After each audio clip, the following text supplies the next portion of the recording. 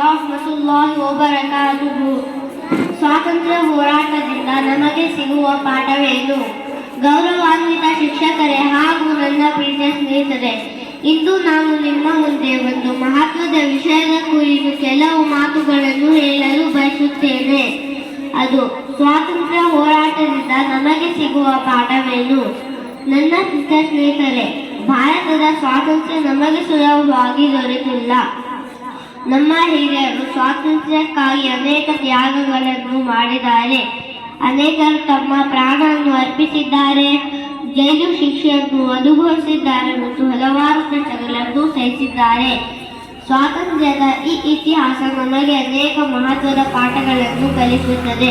ಮೊದಲನ ಪಾಠ ಏಕತೆ. ಸ್ವಾತಂತ್ರ್ಯ ಹೋರಾಟವು ಅತ್ಯಂತ ದೊಡ್ಡ ಪಾಠವೆಂದರೆ ಏಕತೆ. ಜನರು ಒಂದು ಉದ್ದೇಶಕ್ಕಾಗಿ ಒಗ್ಗಟ್ಟಾಗಿ ಪ್ರಯತ್ನಿಸಿದಾಗ ಎಂತಹ ದೊಡ್ಡ ಕಷ್ಟವನ್ನಾದರೂ ಎದುರಿಸಲು ಸಾಧ್ಯವಾಗುತ್ತದೆ. ಆದ್ದರಿಂದ ನಾವು ಧರ್ಮ, ಭಾಷೆ, ಜಾತಿ ಮತ್ತು ಪ್ರದೇಶದ ಭೇದ ಭಾವಗಳನ್ನು ಮರೆತು ಪರಸ್ಪರ ಪ್ರೀತಿ ಮತ್ತು ಸಹೋದರದಿಂದ ಬದುಕಬೇಕು. ಎರಡನೆಯ ಪಾಠ ತ್ಯಾಗ. ಸ್ವಾತಂತ್ರ್ಯ ಹೋರಾಟಗಾರರು ತಮ್ಮ ಸುಖ, ಸಂಪತ್ತು ಮತ್ತು ತಮ್ಮ ಪ್ರಾಣವನ್ನು ತ್ಯಾಗ ಮಾಡಿದರು. ನಮಗೂ ಇದರಿಂದ ಒಂದು ಪಾಠ ಸಿಗುತ್ತದೆ. ದೇಶ ಮತ್ತು ಸಮಾಜದ ಒಳಿತಿಗಾಗಿ ಕೆಲವೊಮ್ಮೆ ನಮ್ಮ ಆಸೆಗಳನ್ನು ಮತ್ತು ಸುಖವನ್ನು ತ್ಯಾಗ ಮಾಡಬೇಕಾಗುತ್ತದೆ. ಮೂರನೆಯ ಪಾಠ ಧೈರ್ಯ ಮತ್ತು ಆತ್ಮವಿಶ್ವಾಸ.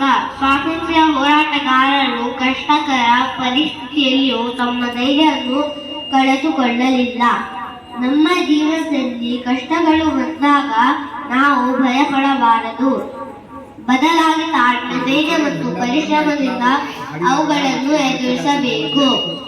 ನಾಲ್ಕನೆಯ ಪಾಠ ಸ್ವಾತಂತ್ರ್ಯದ ಗೌರವ. ಸ್ವಾತಂತ್ರ್ಯವು ಬಹಳ ದೊಡ್ಡ ಆಶೀರ್ವಾದ ಎಂಬುದನ್ನು ನಾವು ಅರ್ಥ ಮಾಡಿಕೊಳ್ಳಬೇಕು. ಆದ್ದರಿಂದ ನಾವು ಸ್ವಾತಂತ್ರ್ಯದ ಮೌಲ್ಯವನ್ನು ಗೌರವಿಸಬೇಕು ಮತ್ತು ದೇಶದ ಶಾಂತಿ ಹಾಗೂ ಏಕತೆಗೆ ಧಕ್ಕೆ ತರುವ ಯಾವುದೇ ಕೆಲಸವನ್ನು ಮಾಡಬಾರದು. ನನ್ನ ಸ್ನೇಹಿತರೆ, ಇಂದು ನಾವು ಒಂದು ಸಂಕಲ್ಪ ಮಾಡೋಣ.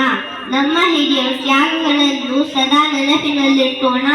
ನಮ್ಮ ದೇಶವನ್ನು ಪ್ರೀತಿಸೋಣ, ಶಿಕ್ಷಣ ಪಡೆಯೋಣ, ಪರಿಶ್ರಮಿಸೋಣ ಮತ್ತು ದೇಶದ ಅಭಿವೃದ್ಧಿಯಲ್ಲಿ ನಮ್ಮ ಪಾತ್ರವನ್ನು ವಹಿಸೋಣ. ನಾವು ದೇಶದ ಬದಲಾಗಿ ಪ್ರೀತಿಯನ್ನು ಬೆಳೆಸೋಣ. ಭಿನ್ನಾಭಿಪ್ರಾಯಗಳ ಬದಲಾಗಿ ಏಕತೆಯನ್ನು ಅಳವಡಿಸಿಕೊಳ್ಳೋಣ.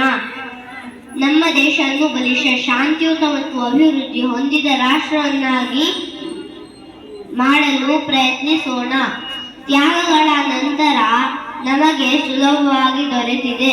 ಅದನ್ನು ಕಾಪಾಡುವುದು ನಮ್ಮ ಜವಾಬ್ದಾರಿಯಾಗಿದೆ.